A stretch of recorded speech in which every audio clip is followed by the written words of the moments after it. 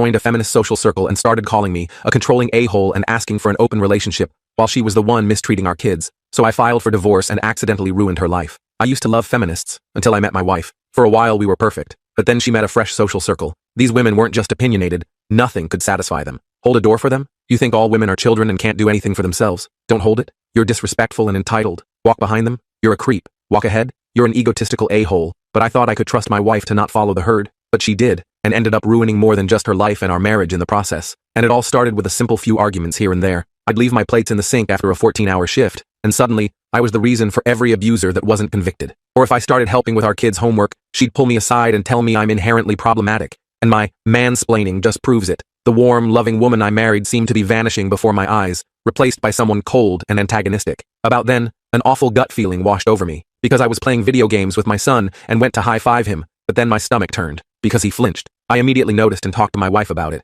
and she told me I had a fragile male ego. Her reasoning was that our son wasn't actually flinching. I was just lying to myself to make myself feel stronger and more powerful than her, because I was insecure. So yeah, pretty confusing, and not at all reassuring. So from then on, I made sure to pay extra close attention to our daughter and son. Every day I watched as they slowly became less and less like their energetic selves, and more timid. My son even started wetting the bed at night. Well, I cared endlessly more about our kids' well-being than the state of my marriage, until one day, I came home early to a parked car in our driveway. My heart broke, but instead of confronting her, I drove off to a diner and came back a few hours later. I proceeded to ask her who she was bringing home when I was at work all day. My friends? Am I not allowed to have a life outside of this miserable house? My heart dropped. It suddenly became very clear that she didn't give an F about our family, and she was not the woman I thought she was. And as our children turned from more timid to actively fearful, I decided to take away one of her fundamental human rights. That right was her right to privacy. But when I checked her phone, most of the messages were deleted, and what remained was alarming. It was a conversation with one of her new friends discussing how Kayla should approach asking me for an open relationship. The friend advised her to ease into it and make him think it's his idea too.